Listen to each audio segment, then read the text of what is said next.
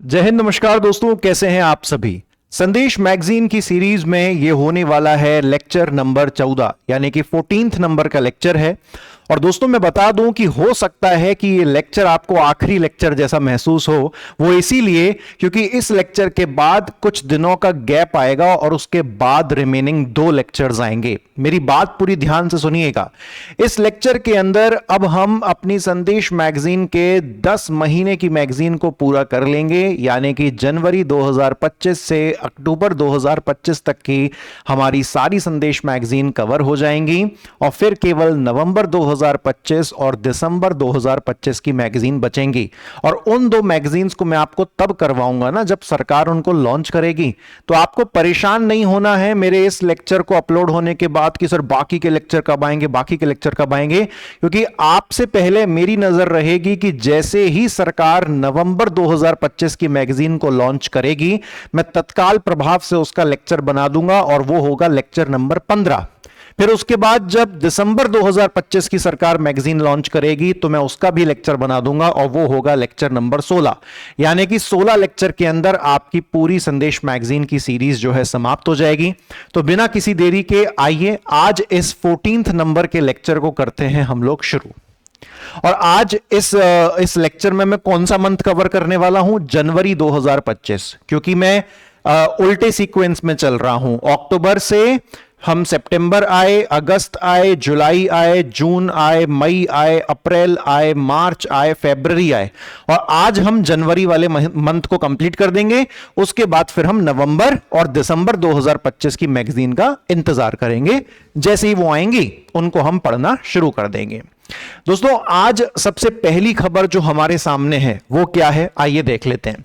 आपको याद है कि मैंने आपको पिछले लेक्चर में एक परियोजना के बारे में पढ़ाया था। देश की सबसे पहली नदी जोड़ो परियोजना, देश की सबसे पहली नदी जोड़ो परियोजना, जिसका मैंने आपको नाम क्या पढ़ाया था? केन बेतवा लिंक परियोजना। सबसे पहले तो मैं इसी के संबंध में आपको कुछ एक्स्ट्रा फैक्ट्स बता देता हूं। पहले मैं आपको यह बता दूं कि प्रीवियस लेक्चर में मैंने आपको इतना बता दिया था कि केन बेतवा लिंक परियोजना से मध्य प्रदेश के कितने जिले लाभान्वित होंगे, मध्य प्रदेश के कितने जिलों को फायदा पहुंचेगा।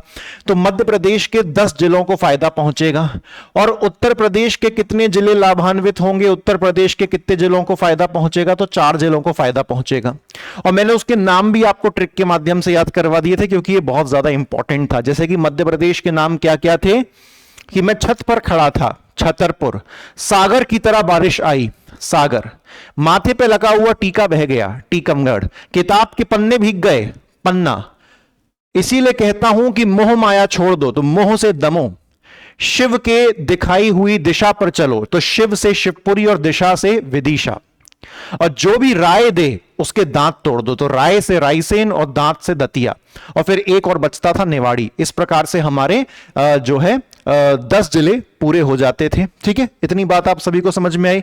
और उत्तर प्रदेश के हमने 4 जिले पढ़ लिए थे कि एक बंदा था, तो बंदा से हमने बांदा पढ़ा था और वो महोबा के जाल में फंस गया, महोबा के लत जो है उसको लग गई। और ललितपुर के लड़कों के झांसे में फंस गया, तो ललितपुर, महोबा, झांसे से झांसी और बांदा, है ना। तो हमने पूरा पढ़ लिया था। अब केन बेतवा लिंक परियोजना से एक इतना इंपॉर्टेंट फैक्ट मैं आपको बता रहा हूं कि इस परियोजना से टोटल कितने मेगावाट बिजली का उत्पादन होगा। बहुत इंपॉर्टेंट प्रश्न है।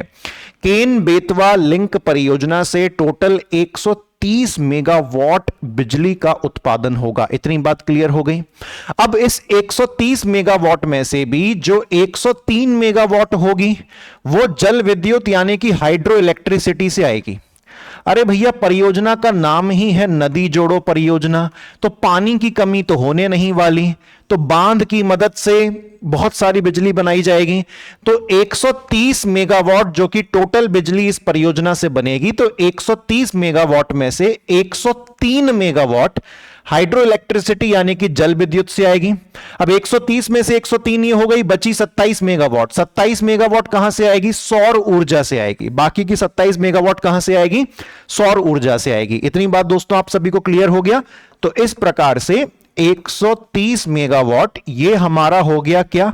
ये हमारा हो गया कुल ये हमारा हो गया कुल विद्युत उत्पादन, ये हमारा हो गया टोटल इलेक्ट्रिसिटी प्रोडक्शन, कुल विद्युत उत्पादन। ठीक है दोस्तों, अब इस 130 में से हमने यहां पर दो भाग बनाए, जिसमें से एक तरफ आ गया 103 मेगावाट और दूसरी तरफ आ गया 27 मेगावाट। 103 मेगावाट दोस्तों किसका है, ये जल विद्युत यानी कि हाइड्रो इलेक्ट्रिसिटी, और बाकी का जो 27 मेगावाट है वो कहां से आएगा, वो सौर ऊर्जा से आएगा। इतनी बात स्पष्ट हो गई। अब दोस्तों केन बेतवा लिंक परियोजना की तरह ही एक और परियोजना है पार्वती काली सिंध चंबल लिंक परियोजना।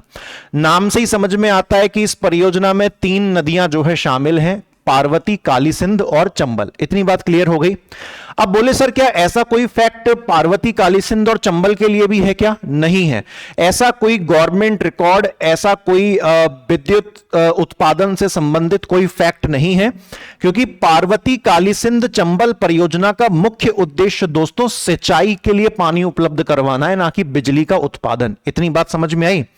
ये वाली जो नदी जोड़ो परियोजना है ना, पार्वती काली सिंध और चंबल, पार्वती काली सिंध और चंबल नदी जोड़ो परियोजना, इसका मुख्य उद्देश्य क्या है? सिंचाई करना इसका मुख्य उद्देश्य है, बिजली का उत्पादन करना इसका मुख्य उद्देश्य नहीं है। तो इसीलिए हमें इससे संबंधित कोई बिजली कितनी बनेगी इसका डेटा हमारे पास नहीं है। ठीक है। अच्छा, जिस तरीके से केन बेतवा लिंक परियोजना से मध्य प्रदेश के 10 जिले लाभान्वित हो रहे हैं, उसी प्रकार पार्वती काली सिंध और चंबल नदी जोड़ो परियोजना से मध्य प्रदेश के 13 जिले लाभान्वित हो रहे हैं। इस फैक्ट को आपको बिल्कुल दिमाग में डाल लेना है। केन बेतवा लिंक परियोजना से मध्य प्रदेश के 10 जिले लाभान्वित हो रहे हैं और पार्वती काली सिंध चंबल परियोजना से मध्य प्रदेश के 13 जिले लाभान्वित हो रहे हैं। यहां पर आपको 13 जिले के नाम पढ़ने की जरूरत नहीं है, ये एक बाय डिफॉल्ट होता है दोस्तों। कुछ टॉपिक्स इतने इंपॉर्टेंट होते हैं क्योंकि वो देश की सबसे पहली नदी जोड़ो परियोजना है, इसीलिए वहां पर हमने जिलों के नाम पढ़े थे। यहां पर हमें केवल लाभान्वित होने वाले जिलों की संख्या पता होनी चाहिए कि how many districts are getting benefit. अब इन 13 जिलों में से भी सबसे ज्यादा जो फायदा पहुंच रहा है वो मुरैना को पहुंच रहा है। सरकार ने अपनी मैगजीन में साफ स्पष्ट बोला है सबसे ज्यादा गांव मुरैना जिले के लाभान्वित होंगे। मुरैना जिले के 635 गांवों को लाभ मिल रहा है। क्लियर बात स्पष्ट हो गई। तो पार्वती काली सिंध चंबल लिंक परियोजना में मध्य प्रदेश के 13 जिलों को फायदा मिलेगा। 13 जिले लाभान्वित होंगे, उसमें से सबसे ज्यादा लाभ मिलेगा मुरैना जिले को। केन बेतवा लिंक परियोजना से मध्य प्रदेश के 10 जिलों को लाभ मिलेगा और उत्तर प्रदेश के 4 जिलों को लाभ मिलेगा। केन बेतवा लिंक परियोजना से कुल जो बिजली का उत्पादन होगा वो 130 मेगावाट होगा। 130 मेगावाट में से 103 मेगावाट जल विद्युत यानी कि हाइड्रो इलेक्ट्रिसिटी के माध्यम से आएगी और बाकी की जो 27 मेगावाट बची वो सौर ऊर्जा के माध्यम से आएगी दोस्तों। ठीक है। पार्वती काली सिंध चंबल परियोजना से संबंधित कितनी बिजली बनेगी इसका आंकड़ा हमारे पास, सरकारी आंकड़ा हमारे पास नहीं है, और क्योंकि इसका जो मुख्य उद्देश्य है वो सिंचाई व्यवस्था के लिए है, इसलिए शायद हो सकता है कि इसका विद्युत उत्पादन का आंकड़ा नहीं उपलब्ध है। ठीक है दोस्तों, समझ में आ रही कहानी? बहुत बढ़िया। आगे बढ़ते हैं। तो उम्मीद करता हूं ये आपके दिमाग में फिट हो गया होगा। ऐसी छोटी छोटी चीजों के लिए बहुत दोस्तों सर्च करना पड़ता है, रिसर्च करना पड़ता है, तब जाके कहानी जो है निकल के आती है। ठीक है। अच्छा दोस्तों, ये देखिए अब ये हम क्या कर रहे हैं, हम अक्टूबर 2025 से पीछे जाते जाते जनवरी 2025 तक आ गए। तो इसीलिए हमको इसमें ऐसा लगता है कि ये सब चीजें तो हमने पहले ही पढ़ ली हैं, क्योंकि भाई अक्टूबर में पढ़ी, सितंबर में पढ़ी, मैंने ऑलरेडी पढ़ा दिया है। अब ये वापस बस ऐसा लगेगा कि आपको रिपीट हो रहा है ना। तो अच्छी बात है, रिवीजन हो रहा है। जैसे कि मैंने आपको सारे रीजनल इंडस्ट्री कॉन्क्लेव याद करवाए हैं, जितने भी रीजनल इंडस्ट्री कॉन्क्लेव हुए मैंने आपको सब याद करवाए। जैसे कि सबसे पहला रीजनल इंडस्ट्री कॉन्क्लेव कहां हुआ? उज्जैन में। उज्जैन में हुआ तो जबलपुर वाले बुरा मान गए, जबलपुर वाले बुरा मान गए, ग्वालियर चले गए ट्रेन पकड़ने और ट्रेन से जाके सागर में जाके कूद गए। रीवा वाले लोग अलग चलते हैं, रीवा वाले लोगों ने कहा सब लोग सागर में कूद रहे हैं तो हम नर्मदा में कूदेंगे। अब ये टेबल देखो जनवरी 2025 मैगजीन की है, इसके बाद 2 और हो गए, वो इसमें है नहीं, लेकिन मैंने तो आपको पहले पढ़ा दिया। जब भी कोई नर्मदा में कूदता है तो नर्मदा मैया उसके जीवन में शहद भर देती हैं, नर्मदा मैया उसके जीवन में शहद भर देती हैं। यानी कि 7वां रीजनल इंडस्ट्री कॉन्क्लेव मैंने आपको क्या पढ़ाया था? शहडोल। शहद से मीठा मीठा लगेगा तो फिर सेव खाने का मन करेगा। सेव कहां पर होते हैं? रतलाम। तो 8वां रीजनल इंडस्ट्री कॉन्क्लेव कहां पर हुआ था? रतलाम में हुआ था। इतनी बात दोस्तों आप सभी को स्पष्ट हुई है ना। तो हमने 8 रीजनल इंडस्ट्री कॉन्क्लेव याद करे थे, और जो रतलाम वाला था उसका नाम क्या था, एमपी राइज, है ना, एमपी राइज। रतलाम वाले का नाम क्या था, एमपी राइज। इतना क्लियर हो गया। हमको अपडेट वाला भी पता चल गया, तो हमने क्या लिख लिया, total 7 regional industry conclave plus MP rise, और एमपी राइज वाला कहां हुआ, एमपी राइज वाला दोस्तों रतलाम में हुआ, है ना। अच्छा, उसके बाद यहां पे लिखा हुआ है इंटरएक्टिव सेशन। इंटरएक्टिव सेशन मतलब विदेशों में कहां कहां मुख्यमंत्री जी गए, तो मुख्यमंत्री जी यूके में भी गए, मुख्यमंत्री जी जर्मनी में भी गए, और इसमें हमने एक और पढ़ा था कि मुख्यमंत्री जी स्पेन भी गए थे, है ना। इसको आपको पढ़ लेना, हालांकि ये पूछेगा बहुत मुश्किल से। खनन कॉन्क्लेव यानी कि माइनिंग कॉन्क्लेव, ये भी मैं आपको ऑलरेडी पढ़ा चुका हूं कि माइनिंग कॉन्क्लेव का आयोजन कहां पर हुआ था। तो माइनिंग कॉन्क्लेव का आयोजन जो है दोस्तों भोपाल में हुआ था, ठीक है। अच्छा, उसके बाद ये आपको जीआईएस दिख रहा है। जीआईएस का मतलब क्या होता है, जीआईएस का मतलब क्या होता है, global investor summit. Global investor summit यानी कि जीआईएस नाम से, ग्लोबल इन्वेस्टर समिट नाम से कहां कहां पर कॉन्फ्रेंस हुई, मुंबई में हुई, बेंगलुरु में हुई, कोयंबटूर में हुई और कोलकाता में हुई।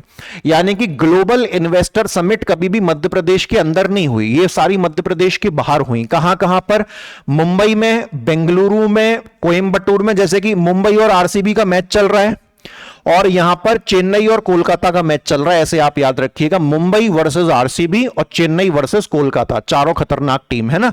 तो चेन्नई मैंने इसलिए बोल दिया थोड़ा कोयंबटूर से मैच हो, है ना। तो मुंबई, बेंगलुरु, कोयंबटूर और कलकत्ता, ओके। चलिए, तो इन सारा सब कुछ मिला जुला के लगभग मोटा मोटा आंकड़ा 4 लाख करोड़ के निवेश प्रस्ताव प्राप्त हुए हैं। लगभग मोटा मोटा आंकड़ा है। कभी बहुत ही आड़ा टेढ़ा प्रश्न आ गया कि भैया पिछले साल जितने भी समिट हुए हैं, जितने भी सम्मेलन हुए हैं, तो उनमें लगभग कितना निवेश प्राप्त हुआ, तो लगभग 4 लाख करोड़। आप याद रख लो, नहीं पूछेगा, फिर भी रख लीजिए। मैंने तो रिवीजन करवाने का मौका मिल रहा था मुझे ये सारे जगहों का, तो मैंने इसीलिए इनको उठा लिया यहां पर, ठीक है। अच्छा, अब आगे जो है दोस्तों देखिए, आगे की कहानी क्या कहती है, आगे की कहानी क्या कहती है। देखें, 11 से 26 दिसंबर, 11 से 26 दिसंबर, कौन सी तारीख बोली हमने यहां पर, एक मिनट रुकिएगा, इसको मैं हटा दूं यहां पर ऊपर से, इसको हटा देते हैं। अबे हट जा रे। 11 से 26 दिसंबर, 11 से 26 दिसंबर, ये हमने यहां पर तारीख पढ़ी, 11 से 26 दिसंबर, ठीक है। तो 11 से 26 दिसंबर मध्य प्रदेश में जन कल्याण पर्व मनाया गया। क्या मनाया गया, जन कल्याण पर्व मनाया गया। बेसिकली मोहन यादव जी की सरकार को 1 वर्ष पूरा हुआ, तो उसी के उपलक्ष्य में जन कल्याण वर्ष जो है, जन कल्याण पर्व जो है मनाया गया। तो बस आपको इसका नाम याद रखना है कि अगर पूछ लिया गया, वैसे तो राजनीतिक संबंध है तो नहीं पूछेगा, परंतु फिर भी हमको पता होना चाहिए कि मध्य प्रदेश में जन कल्याण पर्व कब से कब तक मनाया गया, तो 11 से 26 दिसंबर। अब ये जो दिसंबर की बात हो रही है, ये पिछले साल की दिसंबर है, 2024 वाली, ठीक है। लेकिन याद होना चाहिए, 1 साल पुराना डेटा पता होना चाहिए, ज्यादा हवा में नहीं जाना कि बोले हम तो 2026 का प्री दे रहे हैं, हम 2024 क्यों पढ़ें, 2025 पढ़ेंगे। हाँ, तो मत पढ़ो ना, और जब एग्जाम में 2023, 2024, 2022 के आंकड़े आएंगे जो मैंने पढ़ाया है, फिर देखिएगा आप क्या कहानी घूमेगी, है ना। 3 साल तक आपको दब के चलना पड़ेगा, ठीक है। तो 11 से 26 दिसंबर, 11 से 26 दिसंबर 2024 में जन कल्याण पर्व जो है मनाया गया। उसके बाद दोस्तों यहां पर हम देखें, लता मंगेशकर जी से संबंधित सम्मान और किशोर कुमार जी से संबंधित सम्मान हमको पढ़ना है, ठीक है। सबसे पहले देख लें, लता मंगेशकर जी का जो जन्म हुआ था वो आप सभी को पता होगा, इंदौर में हुआ था 28 सितंबर 1929। हो सकता है कि यह वर्ष इस बार एग्जाम में पूछ लिया जाए, तो हमें उसके लिए भी सचेत रहना है। लता मंगेशकर जी का जन्म इंदौर में 28 सितंबर 1929 में जो है दोस्तों हुआ था, पहला फैक्ट। उसके बाद मध्य प्रदेश की सरकार लता मंगेशकर जी के सम्मान में एक पुरस्कार देती है, वो भी मैं आपको पढ़ा देता हूं। कब से शुरू किया था वो भी आप दोस्तों ध्यान से यहां पर जो है देख लीजिए। वर्ष 1984 में यानी कि 1984, वर्ष 1984 में यानी कि 1984 में लता मंगेशकर अलंकरण पुरस्कार की स्थापना करी गई, किसके द्वारा? मध्य प्रदेश सरकार के द्वारा। इतनी बात क्लियर हुई? वापस सुन लीजिए। लता मंगेशकर जी का जन्म कब हुआ? 28 सितंबर 1929 इंदौर में। और लता मंगेशकर जी के सम्मान में 1984 से ही लता मंगेशकर अलंकरण पुरस्कार की शुरुआत करी थी मध्य प्रदेश सरकार ने। तो जन्म हुआ है 1929 और इनके सम्मान में जो पुरस्कार देना शुरू किया है एमपी गवर्नमेंट ने, वो शुरू हुआ है 1984। स्पष्ट हो गया? ठीक है, चलिए। ऐसे ही दोस्तों किशोर कुमार जी का जन्म कहां हुआ था? किशोर कुमार जी का जन्म खंडवा जिले में हुआ था। और कब हुआ था? इनका जन्म भी दोस्तों जो है 1929 में ही हुआ था, बस महीना अलग है, 4 अगस्त, आगे पीछे का ही महीना है। 4 अगस्त 1929 किशोर कुमार जी और 28 सितंबर 1929 लता मंगेशकर जी। ठीक है, अच्छा। किशोर कुमार जी के सम्मान में कब से पुरस्कार शुरू हुआ है? तो किशोर कुमार जी के सम्मान में 1997 से पुरस्कार शुरू हुआ है। नाम इसका बिल्कुल सेम है, किशोर कुमार, और आगे लगा हुआ है अलंकरण पुरस्कार। शुरू किसने किया है? मध्य प्रदेश सरकार ने किया है। तो लता मंगेशकर जी के सम्मान में 1984 में मध्य प्रदेश सरकार ने सम्मान शुरू किया। किशोर कुमार जी के सम्मान में जो है 1997 में मध्य प्रदेश सरकार ने अवार्ड शुरू किया। उम्मीद करता हूं कि ये क्लियर हो गया होगा। और याद कितना अच्छा रखना है कि लता मंगेशकर जी और किशोर कुमार जी दोनों का जन्म 1929 में हुआ, बस महीना आगे आगे था। किशोर कुमार जी 4 अगस्त और लता मंगेशकर जी 28 सितंबर। ठीक है, अब देखिए, अब इनसे भी ज्यादा एक मैंने यहां पर एक टेबल इंपॉर्टेंट बना दी है। बहुत आपका काम सरल हो जाएगा इस टेबल से। मैंने इसको बहुत बार ओवरराइट किया, पहले लाइन में लिखा, फिर पैराग्राफ में लिखा। मैंने कहा टेबल बना देते हैं, हिंदी और इंग्लिश, मतलब जो भी दोनों अवार्ड को कंपेयर करके। तो एक तरफ मैंने दोस्तों किया है राष्ट्रीय लता मंगेशकर पुरस्कार, एक तरफ मैंने किया है राष्ट्रीय लता मंगेशकर पुरस्कार। मुझे पता है कि मध्य प्रदेश सरकार ने यह कब शुरू किया है? 1984 में। उसके बाद एक तरफ मैंने लिया है यहां पर राष्ट्रीय किशोर कुमार पुरस्कार, और यह मुझे पता है कि मध्य प्रदेश सरकार ने कब लॉन्च किया है? 1997 में। और सिर्फ मुझे ही नहीं, आपको भी पता है अब तो। ठीक है, अच्छा। लता मंगेशकर जी के सम्मान में ये जो पुरस्कार दिया जाता है, ये किस क्षेत्र में दिया जाता है? तो भैया सीधी सी बात है, संगीत के क्षेत्र में दिया जाता है। किस क्षेत्र में दिया जाता है? संगीत के क्षेत्र में जो है दिया जाता है ना। चाहे वो संगीत निर्देशन हो, संगीत निर्देशन मतलब समझते हैं, सॉन्ग का डायरेक्शन हो कि सॉन्ग कैसे गाना है, क्या गाना है, या फिर वो गायक ही क्यों ना हो जो गाना गा रहा है। जो किशोर कुमार सम्मान है वो गीत लेखन में दिया जाता है। किशोर कुमार सम्मान काय में दिया जाता है? गीत लेखन, यानी कि सॉन्ग राइटिंग में। ये गीत लेखन में। लता मंगेशकर जी वाला गायन में दिया जाता है, जो गा रहा है, और किशोर कुमार जी वाला वो गीत लेखन में, सॉन्ग राइटिंग में। लेकिन उसके साथ और सुनिए, फिल्म निर्माण में भी दिया जाता है। ये बहुत इंपॉर्टेंट है। कभी कभार आप सब कुछ पढ़ के जाते हो, लेकिन ये नहीं पढ़ के जाते कि कौन सा अवार्ड क्यों दिया जा रहा है। तो गाना लिखने में और फिल्मों के लिए भी दिया जाता है। साथ ही साथ भारतीय सिनेमा में अगर आपने कोई उपलब्धि हासिल कर रखी है, तो उस उपलब्धि को सम्मानित करने के लिए भी दिया जाता है। मान के चलिए कोई डायरेक्टर है बहुत बड़ा, उसने बहुत तगड़ी और बहुत सक्सेसफुल मूवी बनाई, तो वो ना तो वो गाना गा रहा, ना वो गाना लिख रहा, लेकिन भारतीय सिनेमा में उसकी उपलब्धि हो गई कि नहीं? तो गाना लिखना, भारतीय सिनेमा में कोई भी उपलब्धि, उसके लिए किशोर सम्मान, और गाना गाने के लिए या गाने को निर्देशन देने के लिए, डायरेक्शन देने के लिए, उसके लिए लता मंगेशकर सम्मान। ठीक है, यहां से भी प्रश्न बन सकता है। अब सुनिए कि लता मंगेशकर वाला जो सम्मान है, लता मंगेशकर अलंकरण पुरस्कार जो है, तो पहला पुरस्कार कब दिया गया था? 1984 में शुरुआत हुई थी, तो 1984 में पहला पुरस्कार किसे दिया गया? नौशाद। और नौशाद कौन थे? एक संगीतकार थे। पहला फैक्ट क्लियर हो गया। अच्छा, ऐसे ही हम यहां देख लेते हैं कि किशोर कुमार जी वाला जो पहला पुरस्कार था, एक मिनट रुकिएगा, यहां पर थोड़ी सी मैं समझता हूं मुझसे मिस्टेक हुई है ना। यहां पर थोड़ी सी एक हमसे मिस्टेक हुई है। मैं देखूं, ये मेरी पीपीटी में ही है। हाँ, मेरी पीपीटी में ही ये मिस्टेक हो गई है। चलो कोई बात नहीं, एक तो इतनी मेहनत से बनाई, लास्ट में उसको ज्यादा डिजाइनिंग देने के चक्कर में फैक्ट ही मैंने गलत लिख दिया। कोई बात नहीं, ये वाला तो सही है। यहां पर बस हमको सुधारना है। पुरस्कार कब से शुरू हुआ है? 1997 से, है ना। 1997 से पुरस्कार की शुरुआत हुई है ना। 1997 से पुरस्कार की शुरुआत हुई है। बस मुझे यहां पर आपको सही करवा देना है। कि 1997 में पहला सम्मान 1997 में पहला सम्मान ऋषिकेश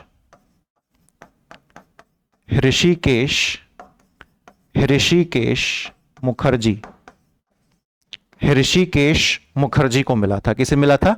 ऋषिकेश मुखर्जी को मिला था पहला सम्मान 1997 में। कौन सा वाला? किशोर कुमार सम्मान। ठीक है।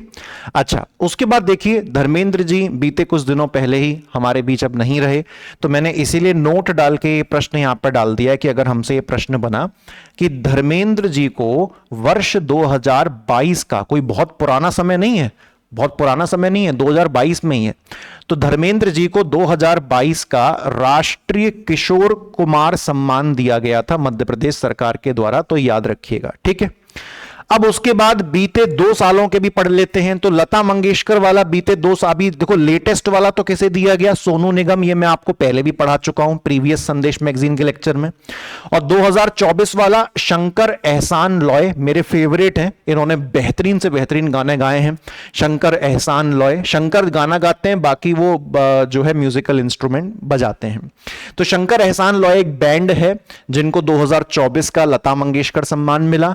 2025 में सोनू निगम को लता मंगेशकर सम्मान मिला। वहीं अगर मैं किशोर कुमार सम्मान की बात करूं तो 2024 में प्रसून जोशी को मिला और 2025 वाला संजय लीला भंसाली को मिला। और संजय लीला भंसाली ना तो गाना लिखते हैं ना गाना गाते हैं, ये फिल्म निर्माता हैं।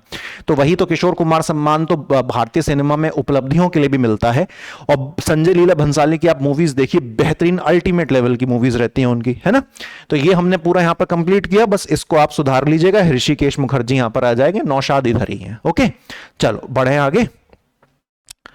बस टेबल से क्या हुआ, हमारा काम सरल हो गया और कोई बात नहीं है दोस्तों। यहां पर आपके ट्राइब्स वाले टॉपिक से, जैसे हमने राजा भभूत सिंह के बारे में पढ़ा, कैसे मैंने एकदम पूरा चिट्ठा आपके सामने लाके रखा था, जो भी कंफ्यूजन था।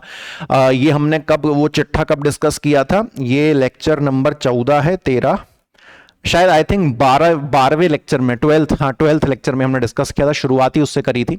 यहां पर अभी जो मैं आपको बताने वाला हूं ये है दोस्तों, ये इनका संबंध किससे है? बैगा जनजाति, है ना। जोधैया अम्मा के नाम से भी इनको जाना जाता है। अब ये हमारे बीच नहीं रही दोस्तों, बैगा जनजाति से इनका संबंध है। आइए एक बार पूरा पढ़ लेते हैं। जोधैया अम्मा का जो संबंध है, जोधैया अम्बा का जो संबंध है ना, जोधैया अम्मा या जोधैया बैगा के नाम से भी इनको जाना जाता है। तो जोधैया अम्मा का जो संबंध है वो उमरिया जिले से है। पहली बात, उमरिया जिले का लोधा गांव, उमरिया जिले का लोधा गांव। ठीक है। जनजाति तो हमने बताई थी, बैगा जनजाति।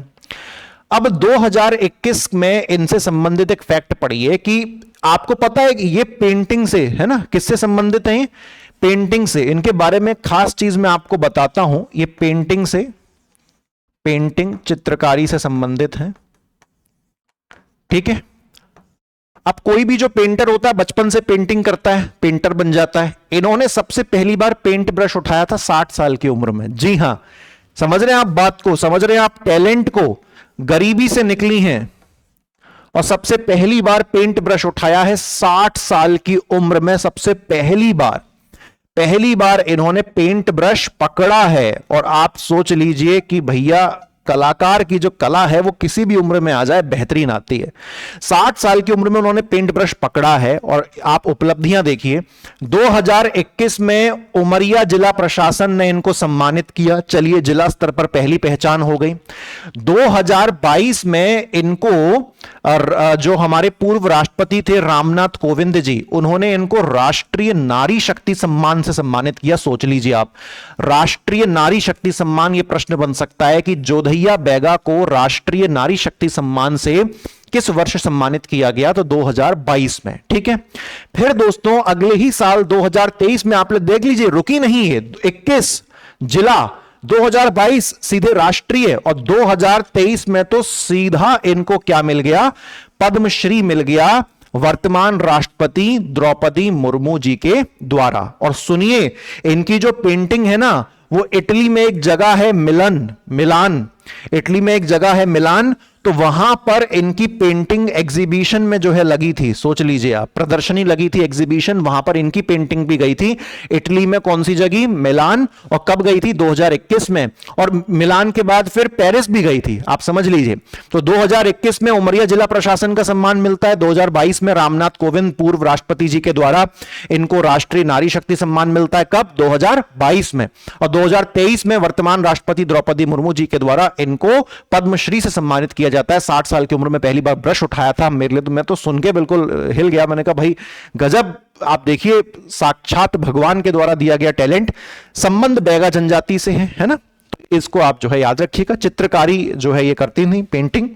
इनका जो निधन है वो 15 दिसंबर 2024 को हुआ था दोस्तों, इसको भी आपको याद रखना है, ठीक है। चलिए उसके बाद दोस्तों बढ़ते हैं आगे। आगे बढ़ते हैं। ये क्या हो गया? अरे यार, मैंने बड़ी प्यार से ये पीपीटी बनाई थी और ना जाने क्या तो इसमें रायता फैला हुआ है। ओफो, ये लग गया।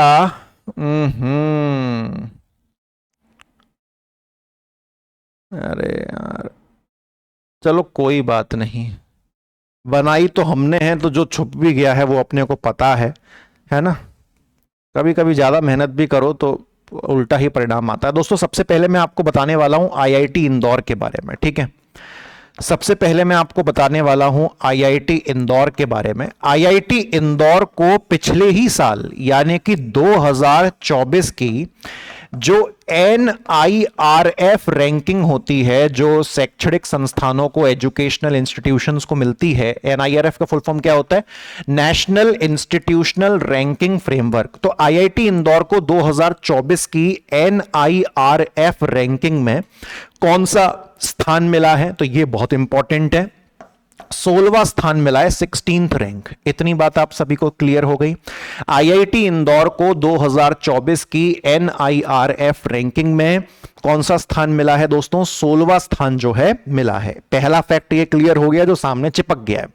उसके बाद में मैगजीन पढ़ रहा था तो यहां पर एरन का जिक्र हमको देखने को मिल रहा था, एरन का जिक्र हमको देखने को मिल रहा था। तो एरन के बारे में यहां पर कुछ कहानियां, बातें लिखी हुई थी, मैंने सोचा आपके साथ शेयर करूं, एमपी हिस्ट्री में आपको काम आएगा। तो जो एरन नाम का जो शहर था, प्राचीन शहर था एरन, तो एरन जो प्राचीन शहर था, इसके दो नाम आपको और याद कर लेने हैं। एक नाम है एरिकिण, एक नाम क्या है? एरिकिण, और दूसरा नाम क्या है? एरिकेण। और यही एरन के पुराने दो नाम हैं। वापस सुन लीजिए, एरिकिण और एरिकेण। और वर्तमान में हम किस नाम से, मतलब प्राचीन नाम क्या जानते हैं उसका? एरन। तो एरन के ही दो पुराने और नाम है, एरिकिण और एरिकेण। इतनी बात क्लियर हो गई। तो एक तो ये लिखा हुआ है। अब ये जो एरन है, एरन जो है कौन सी नदी किनारे बसा हुआ था?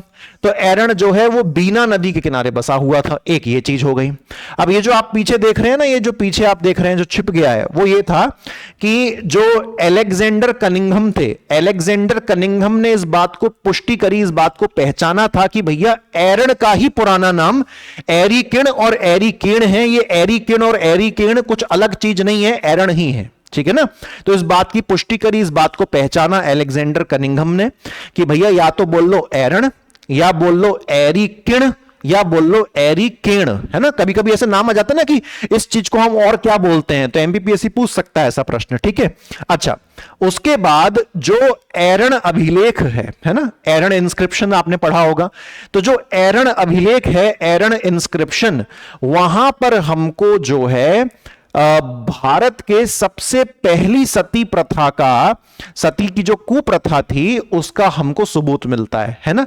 तो यही मैं आपको यहां पर बताना चाह रहा हूं कि एरन अभिलेख के माध्यम से, एरन इंस्क्रिप्शन के माध्यम से हमको इंडिया की सबसे प्राचीन सती कुप्रथा का एक हमको साक्ष्य मिलता है, सबूत मिलता है।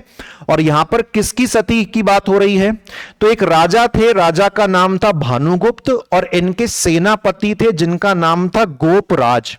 तो गोपराज की पत्नी के सती होने का उल्लेख हमको मिलता है और यह देश में अब तक का प्राप्त सबसे प्राचीन उल्लेख है जहां पर सती प्रथा का जिक्र किया गया है। ठीक है, तो हमने क्या क्या जाना? आईआईटी इंदौर की 16वीं रैंक जानी, जो किसने 2024 में एनआईआरएफ के द्वारा दी गई है। उसके बाद हमने जाना कि एरण के दो नाम और है, एरिकिण और एरिकेण, और ये तीनों एक ही चीज है। इस बात की पुष्टि अलेक्जेंडर कनिंघम ने कर दी थी। और साथ ही साथ एरण अभिलेख के माध्यम से हमको भारत का सबसे प्राचीन साक्ष्य मिलता है, प्राचीन प्रूफ मिलता है किसका? सती होने का, है ना, कि सती नाम की कोई प्रथा थी। और ये किस व्यक्ति से संबंधित सती की प्रथा का जिक्र मिलता है? तो एक राजा थे जिनका नाम था भानुगुप्त और उनके सेनापति गोपराज, उनकी पत्नी का जो है सती होने का जिक्र हमको मिलता है। तो याद रखिएगा, एमपी हिस्ट्री में काम आ सकता है। उसके बाद आगे बढ़ते हैं दोस्तों। तो आगे बढ़ते से हमको क्या मिल रहा है? आगे बढ़ते से हमको मिल रहा है, अच्छा ये आईआईटी इंदौर वाला वैसे आना यहां चाहिए था लेकिन चिपक गया वो पीछे बेचारा। अब इधर देखिए, आप इधर देखिए, आईआईटी इंदौर ने उज्जैन इंजीनियरिंग कॉलेज में 3 प्रयोगशालाएं स्थापित करी हैं। ये काइंड ऑफ यूनिट 7 टाइप का क्वेश्चन है ना। तो आईआईटी इंदौर ने प्रयोगशालाएं मतलब लेबोरेटरीज जो है वहां पर एस्टेब्लिश करी हैं। तो उज्जैन इंजीनियरिंग कॉलेज में आईआईटी इंदौर के द्वारा टोटल कितनी प्रयोगशालाएं स्थापित की गई हैं? तो 3। एक का नाम क्या है? Makers space. एक का नाम क्या है? Makers space. दूसरे का नाम क्या है? Laser technology. दूसरे का नाम क्या है? Laser technology. ठीक है, प्रश्न बन सकता है। उसके बाद तीसरा है एस्ट्रोनॉमी प्रयोगशाला। एस्ट्रोनॉमी प्रयोगशाला इंपॉर्टेंट है दोस्तों, बहुत ज्यादा। आईआईटी इंदौर की 16वीं रैंकिंग एनआईआरएफ 2024 के माध्यम से वो तो इंपॉर्टेंट है ही, लेकिन आईआईटी इंदौर की वजह से उज्जैन इंजीनियरिंग कॉलेज में 3 प्रयोगशालाएं, 3 लेबोरेटरी स्थापित की गई हैं। पहले का नाम है मेकर्स स्पेस, दूसरे का नाम है लेजर टेक्नोलॉजी और तीसरे का नाम है एस्ट्रोनॉमी लेबोरेटरी यानी कि प्रयोगशाला। ओके, चलिए आगे देखें। आगे जब मैं पढ़ रहा था जनवरी वाली संदेश मैगजीन, मुझे उसमें एक बहुत बेहतरीन चीज मिली कि मध्य प्रदेश ने 2024 में कौन कौन से वर्ल्ड रिकॉर्ड जो है बनाए। तो यहां पर 4 हमको रिकॉर्ड देखने को मिल रहे हैं। कथक का डांस किया गया 20 फरवरी 2024, इसका रिकॉर्ड बना। डमरू वादन यानी कि डमरू बजाया गया 5 अगस्त 2024, इसका रिकॉर्ड बना। तो फरवरी से अगस्त तक आ गए। फिर गीता का पाठ किया गया सामूहिक रूप से मिलकर, तो 11 दिसंबर 2024 में यह वाला बना। वाद्य यंत्र प्रस्तुति, वाद्य यंत्र का मतलब होता है म्यूजिकल इंस्ट्रूमेंट को बजाया जाना, तो ये इसका रिकॉर्ड बनाया गया 15 दिसंबर 2024। अब भैया सीधी सी बात है, जनवरी 2025 की मैगजीन है तो वो 2024 का मालपानी कवर करके आपको दे रही है, तो आपके लिए अच्छी खबर है ना। तो इन चारों रिकॉर्ड के बारे में थोड़ी सी मैं और जानकारी आपको और देना चाहूंगा इस टेबल के माध्यम से। तो यहां पर भी मैंने इस चित्र को जो है अटैच कर दिया है और यहां पर आप देखिए सबसे बड़ा कथक नृत्य प्रदर्शन किया गया। तो यहां पर आप देख रहे हैं कथक नृत्य, तो मैंने यहां पे लिखा है रिकॉर्ड का नाम, यहां पे लिखा है स्थान और यहां पे लिखा है तिथि, ताकि आपके लिए सिंपलीफाई हो जाए, है ना। तो सबसे बड़ा कथक का जो प्रदर्शन किया गया वो कहां पर हुआ? खजुराहो में हुआ, खजुराहो फेस्टिवल में हुआ, जिला छतरपुर मध्य प्रदेश। कब हुआ? 20 फरवरी 2024। क्योंकि इस चित्र के माध्यम से हमको समझ में नहीं आ रहा था कि ये जो रिकॉर्ड बना है, रिकॉर्ड का नाम, रिकॉर्ड की तारीख तो पता थी लेकिन कहां बना है, तो ये खजुराहो में बना है, तो मैंने वहां पर उसको ऐड कर दिया है। उसके बाद ये जो डमरू वादन का रिकॉर्ड बना है, डमरू बजाने का, ये कहां बना है? ये बना है दोस्तों आपका उज्जैन में। ठीक है, यहां पर नहीं था तो अब हमको पता चल गया। उसके बाद जो सामूहिक रूप से गीता को पढ़ने का, गीता का पाठ करने का जो रिकॉर्ड बना है, उसकी तारीख हमको पता थी लेकिन जगह नहीं पता थी। अब हमको जगह पता चल गई, जगह कहां है? भोपाल है ना, क्योंकि आपसे लोकेशन भी पूछ सकता है।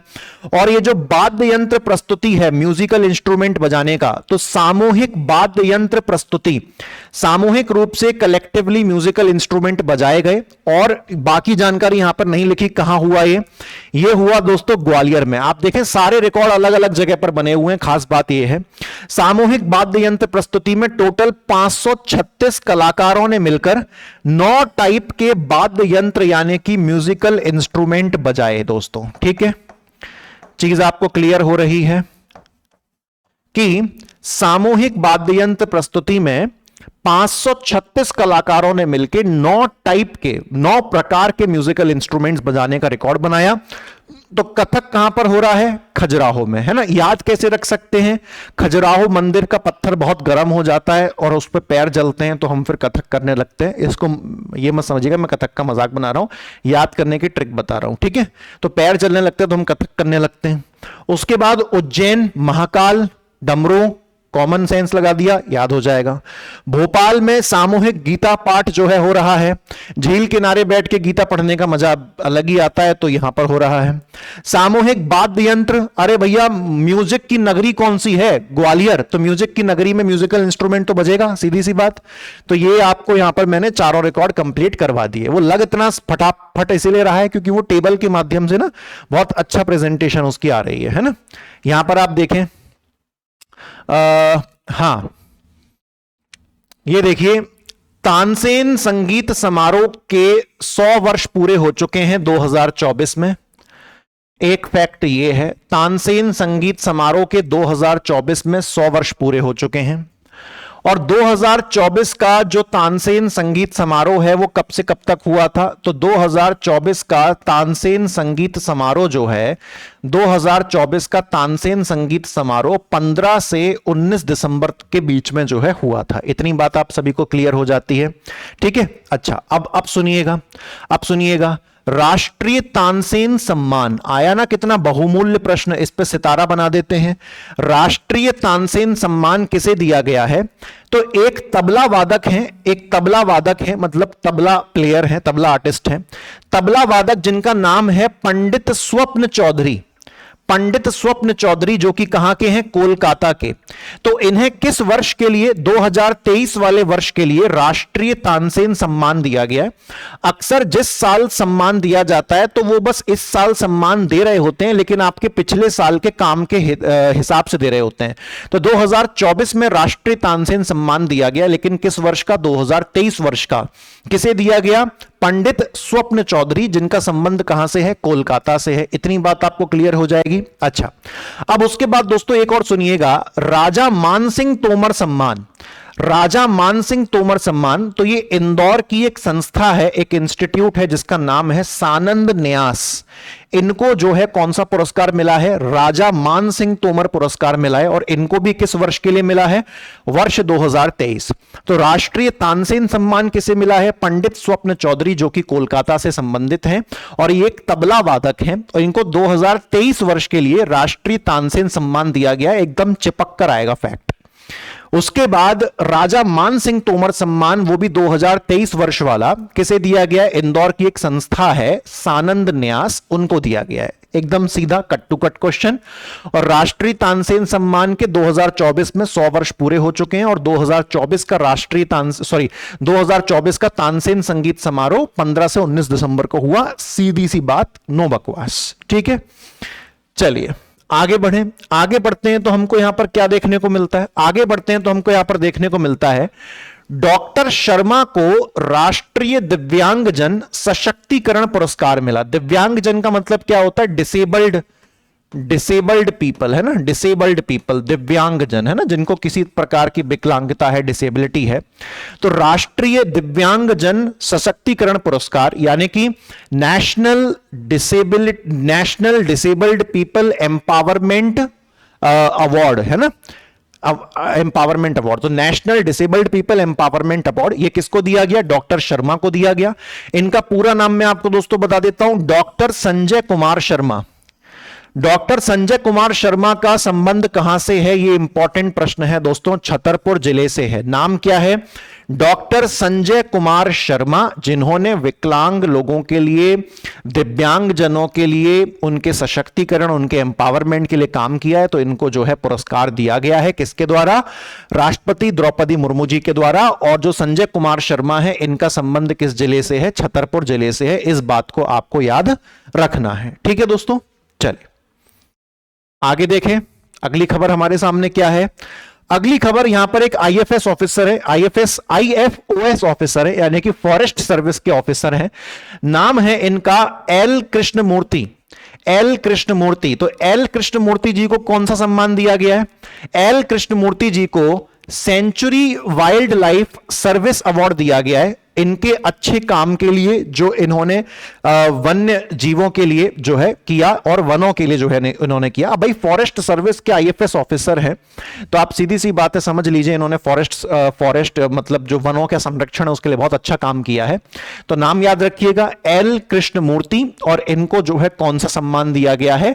Century wild life services award 2024। बड़ा सिंपल सा प्रश्न है, राष्ट्रीय करंट अफेयर टाइप का प्रश्न आपको यह महसूस होगा, एमपी का नहीं होगा। उसके बाद यहां पर एक और बहुत शानदार क्वेश्चन है दोस्तों। पन्ना का एक जुगल किशोर मंदिर है।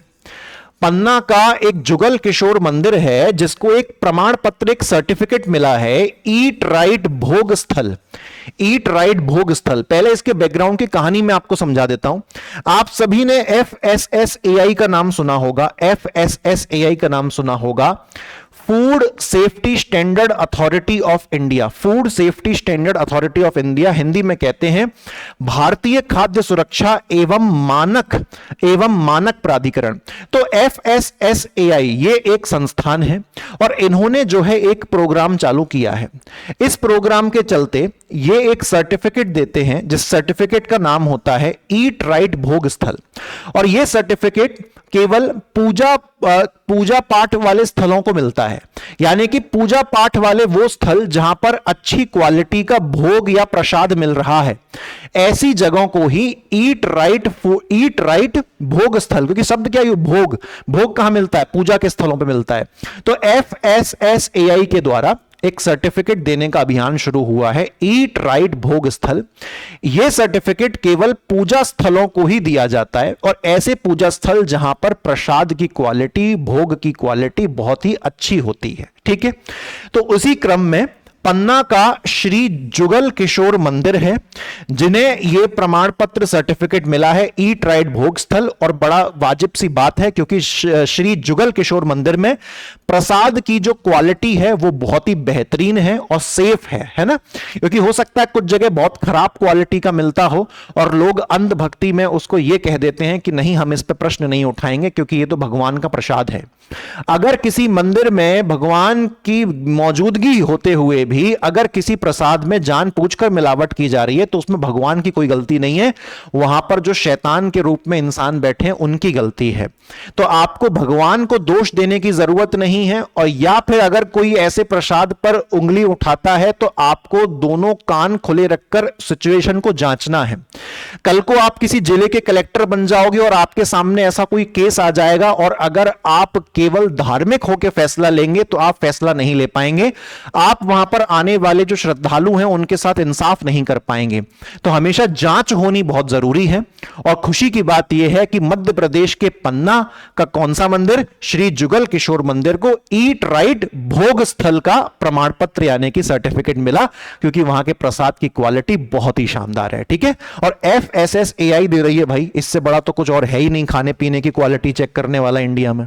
ठीक है, अच्छा अब दोस्तों यहां पर हमको देखना है, ग्वालियर में एक प्रश्न आपसे बनेगा, देश का पहला जियो साइंस म्यूजियम यानी कि भू विज्ञान संग्रहालय कहां बनाया जा रहा है? मतलब उद्घाटन बन चुका है। तो कहां पर बन चुका है? ग्वालियर में। सिंपल, आपको बस इतना याद रखना है। देश का पहला जियो साइंस म्यूजियम यानी कि भू विज्ञान संग्रहालय कहां बनाया गया है? ग्वालियर में बनाया गया है। कहानी खत्म, चुपचाप, सिंपल सा फैक्ट जेब के अंदर। उसके बाद दोस्तों यहां पर देखिए, आप लोगों ने सुना होगा एक पर्यटन स्थल बनाया है एमपी टूरिज्म ने, नाम रखा है सारसी आइलैंड। तो मुझे लगा कि अगर किसी को नहीं भी पता है तो पता होना चाहिए कि सारसी आइलैंड किस जिले से संबंधित है। तो सारसी आइलैंड शहडोल से संबंधित है। नदी है, बेसिकली नदी का ही आसपास का पानी है, डैम का पानी है, बीच में जाके एक आइलैंड बना दिया, बड़ा सुंदर सा। आप जरूर घूमने जाइए एमपी टूरिज्म के द्वारा। नाम क्या है? सारसी आइलैंड। और आप यहां पर देखें, बाण सागर के टापू में 5 हेक्टेयर में यह फैला हुआ है। तो यहां पर हमने बाण सागर को भी हाईलाइट कर लिया। ठीक है, तो भारत का पहला जियो साइंस म्यूजियम कहां है? ग्वालियर में है। उसके बाद दोस्तों आगे देखें, आगे क्या लिखा हुआ है? आगे बड़ा सिंपल सा फैक्ट है, 10वां अंतरराष्ट्रीय वन मेला, 10वां अंतरराष्ट्रीय वन मेला जो है, इसका शुभारंभ कब हुआ मध्य प्रदेश में? 17 से 23 दिसंबर 2024। ये भी बिल्कुल simple cut to cut fact है। 10वां अंतरराष्ट्रीय वन मेला, 10th इंटरनेशनल फॉरेस्ट फेयर, 10वां अंतरराष्ट्रीय वन मेला, इसका आयोजन कब से कब हुआ? 17 से 23 दिसंबर 2024। चुपचाप इसको याद कर लीजिए। उसके बाद दोस्तों यहां पर देखें, आप यहां पर देखें, यंग एंटरप्रेन्योर समिट 2024 का आयोजन कहां हुआ? यंग एंटरप्रेन्योर समिट 2024 का आयोजन कहां हुआ? चुपचाप याद कर लीजिए इस फैक्ट को, उज्जैन में। ठीक है, उज्जैन में। जब मैं बोलता हूं चुपचाप याद कर लीजिए, उसका मतलब यह होता है कि ऐसे करके याद नहीं करना है, बिना दिमाग के घोड़े दौड़ाए चुपचाप लपक के फैक्ट आने वाला है। तो यंग एंटरप्रेन्योर समिट 2024 का आयोजन कहां हुआ? उज्जैन में। 10वां अंतरराष्ट्रीय मेले का आयोजन कब से कब हुआ? 17 दिसंबर से 23 दिसंबर 2024 में। ठीक है, तो अब दोस्तों हमारे प्रश्न आ गए। तो हमने ये पढ़ लिया आज, 10वां अंतरराष्ट्रीय मेला, यंग एंटरप्रेन्योर समिट, ये हमने पढ़ा। उसके बाद सारसी आइलैंड कहां पर है? शहडोल में। देश का पहला जियो साइंस म्यूजियम कहां पर है? ग्वालियर में है। उसके बाद हमने पढ़ा कि एक इंडियन फॉरेस्ट ऑफिसर हैं एल कृष्णमूर्ति, इनको sanctuary wild life service award मिला है 2024 का। उसके बाद FSSAI के द्वारा जो ईट राइट भोग स्थल का प्रमाण पत्र दिया जाता है, सर्टिफिकेट, वो पन्ना के एक मंदिर श्री जुगल किशोर मंदिर को दिया गया। उसके बाद हमने पढ़ा कि जो डॉक्टर संजय कुमार शर्मा है छतरपुर जिले के, उनको जो है राष्ट्रीय दिव्यांगजन सशक्तिकरण पुरस्कार यानी कि national disabled people empowerment award दिया गया। 2024 में तानसेन समारोह का 100वीं जयंती जो है मनाई गई है ना, 100वां जो है उसका संस्करण मनाया गया। उसके बाद हमने ये देखा कि राष्ट्रीय तानसेन सम्मान पंडित स्वप्न चौधरी जो कि कोलकाता से हैं, उनको दिया गया, 2023 वर्ष का, तबला वादक हैं। और मानसिंह तोमर सम्मान जो है किसे दिया गया? इंदौर का संस्थान है सानंद न्यास, उनको दिया गया वर्ष 2023 के लिए। उसके बाद हमने 4 रिकॉर्ड पढ़े कि भैया जमीन गर्म हो रही है, कथक का एक रिकॉर्ड बना छतरपुर में, डमरू का कहां बना? उज्जैन। सामूहिक गीता पाठ झील किनारे भोपाल। उसके बाद वाद्य यंत्र तो कहां बजेगा? ग्वालियर में बजेगा, है ना, म्यूजिक की नगरी है ग्वालियर। और 536 कलाकारों ने 9 वाद्य यंत्र जो है मिलके बजाए थे। उसके साथ साथ हमने आईआईटी इंदौर की NIRF की रैंकिंग देखी 2024 में, उसमें आईआईटी इंदौर को 16वीं रैंक प्राप्त हुई। और आईआईटी इंदौर ने 3 प्रयोगशालाएं खोल के दी हैं उज्जैन के इंजीनियरिंग कॉलेज में, मेकर्स स्पेस, लेजर टेक्नोलॉजी और एस्ट्रोनॉमी लेबोरेटरी, है ना। तो इस प्रकार से हमने दोस्तों बहुत सारे फैक्ट पढ़े, लेकिन मुझे ऐसा लग रहा है कि मैंने आज स्पीड अच्छी मेंटेन करी, शायद फटाफट फटाफट फटाफट फटाफट। आइए कुछ प्रश्न कर लेते हैं। अगर आप प्रीवियस लेक्चर देख के आए हैं तो आप ये प्रश्न सही करना जरूरी है आपके लिए। दोस्तों पहला प्रश्न आपके टेस्ट के लिए है कि स्वामी विवेकानंद योग शक्ति मिशन 2025 जो कि 12 जनवरी 2025 को लॉन्च हुआ था नेशनल यूथ डे पर, मैंने आपको पिछले लेक्चर में पढ़ाया था। तो स्वामी विवेकानंद योग शक्ति मिशन के अंतर्गत निम्नलिखित में से कौन सा लक्ष्य निर्धारित किया गया था? आपको ऑप्शंस दिए गए हैं, इनमें से कौन सा लक्ष्य जो है निर्धारित किया गया था? आइए जरा हम देखते हैं। 10वीं और 12वीं में 100% पास परसेंटेज प्राप्त करना, यानी कि इसमें वर्ष तो नहीं लिखा, लेकिन 2030 तक का हमने जो है लक्ष्य यहां पे सेट किया है। बाय डिफॉल्ट स्वामी विवेकानंद योग शक्ति मिशन में, स्वामी विवेकानंद योग शक्ति मिशन में जो टारगेट सेट किया गया है वो 2030 तक का लक्ष्य सेट किया गया, बस आपको बताना है कि वो लक्ष्य कौन सा है, कि 10वीं और 12वीं के जो बच्चे होते हैं वो 2030 तक उनका 100% पास परसेंटेज हो जाए, मध्य प्रदेश में कोई भी बच्चा फेल ना हो। क्या ये टारगेट है? कक्षा 9 से 12वीं तक की जो बोर्ड की परीक्षा होती है उसका फॉर्म भरना अनिवार्य, ये बना दिया गया। विद्यालयों में सकल नामांकन अनुपात यानी कि ग्रॉस एनरोलमेंट रेशियो बढ़ाना है, बच्चे ज्यादा से ज्यादा पंजीकरण करवाएं, क्या ये कर दिया गया? या फिर सभी जिलों में डिजिटल लाइब्रेरी स्थापित करना, क्या ये कर दिया गया? आप पढ़ के समझ ही गए होंगे, पहला वाला ऑप्शन बिल्कुल सही है कि 10वीं और 12वीं में जो बच्चे बोर्ड की परीक्षाएं देते हैं उसको 100% पास करने का हमको कम से कम सुनिश्चित करना है, ताकि बच्चे कम से कम 10वीं 12वीं में फेल होने वाली नौबत ना आए, है ना। उसके बाद अगला प्रश्न क्या कहता है हमसे? अगला प्रश्न कहता है मध्य प्रदेश फूलों के उत्पादन में देश में कौन से स्थान पर है? खत्म। तो बताएं मध्य प्रदेश फूलों के उत्पादन में देश में कौन से स्थान पर है? पहले पे नहीं है, दूसरे पे नहीं है, चौथे पे नहीं है, सही आंसर क्या है? Third rank. ये भी हमने पिछले लेक्चर में पढ़ा था, सिंपल क्वेश्चन, खटाक, ठीक है। अच्छा, उसके बाद अगली कहानी क्या है? उसके बाद अगली कहानी दोस्तों क्या है? बहुत प्यारा क्वेश्चन है। मध्य प्रदेश वर्ष 2030 तक नवकरणीय ऊर्जा उत्पादन में, कब तक? 2030 तक नवकरणीय ऊर्जा उत्पादन में यानी कि रिन्यूएबल एनर्जी प्रोडक्शन में कितना आंकड़ा लक्ष्य किया है, मतलब कितने आंकड़े का लक्ष्य बनाया है कि भैया मध्य प्रदेश को 2030 तक कितना जो है ऊर्जा नवकरणीय सोर्सेस से जो है बनाना है?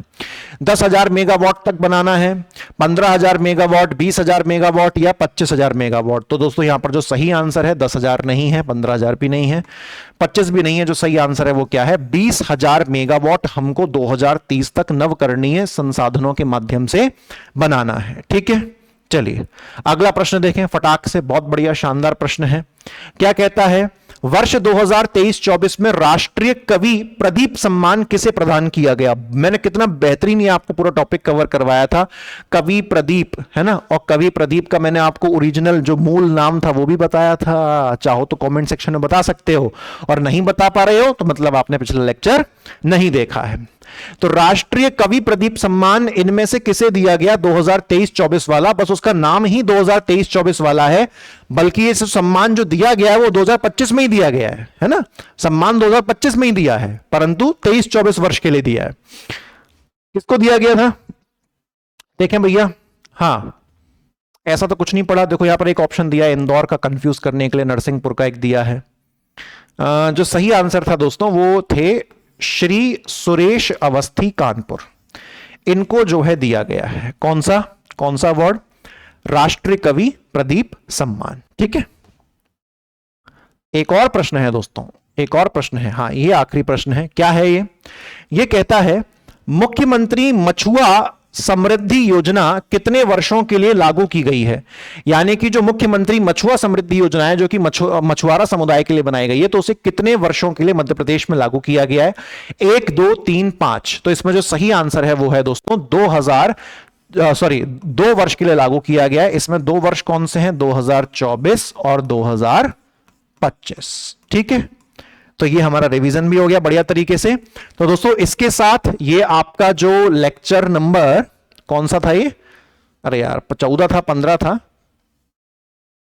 मेरे ख्याल से, तो ये 14 वाला होना चाहिए, है ना। चलिए मैंने शुरुआत में बताया होगा, लास्ट में आते आते भूल गया। अब बस इसके बाद आपके 2 लेक्चर और होंगे, नवंबर 2025 की मैगजीन, दिसंबर 2025 की मैगजीन। 2 लेक्चर इस लेक्चर के बाद और होंगे, उसके बाद आपकी संदेश मैगजीन की सीरीज समाप्त है, ठीक है। 1 साल की मैगजीन पर्याप्त होती है प्रीलिम्स 2026 देने जाने के लिए, ठीक है। चलिए तो फिर मुलाकात करेंगे आपसे जब भी वो 2 मैगजीन लॉन्च हो जाएंगी। तो प्लीज घबराइएगा मत, थोड़ा सा बीच में एक गैप आ सकता है, तो वो गैप हम नहीं ला रहे हैं, वो गैप सरकार ला रही है। मैगजीन जल्दी ला देगी तो हम आपको दे देंगे, और समय लेगी तो फिर उतना समय हमें भी लेना पड़ेगा, ठीक है। चलिए, और बाकी जो एफएसओ वाले जो विद्यार्थी होते हैं वो कहते हैं सर हमारा पेपर आ रहा है फटाक से। तो पहली बात तो मैं एफएसओ के लिए सीरीज नहीं चला रहा था, तो आप प्रेशर बहुत मुझे फिर महसूस होने लगता है कि मुझे लगता है कि मैं आपके लिए भी कुछ कर पाऊं। तो वैसे मुझे लगता है कि आपका अगर एग्जाम दिसंबर में है तो आपको वैसे भी वो अक्टूबर से ऊपर वो मैगजीन नहीं पूछेगा। आप तो, मैंने जितनी जनवरी से अक्टूबर की पढ़ा दी हैं, आप तो इतनी ही पढ़ के चले जाओ, आपको यहीं से जलवा देखने को मिल जाएगा। ठीक है, आपको एफएसओ वाले विद्यार्थी को नवंबर दिसंबर पढ़ने की वैसे भी जरूरत नहीं पड़ेगी। ठीक है, चलिए, तो उम्मीद करता हूं कि आपको मजा आ रहा हो इस सीरीज में। अब अपने अंतिम 2 लेक्चर में हम लोग मुलाकात करेंगे। थैंक यू वेरी मच दोस्तों, जय हिंद।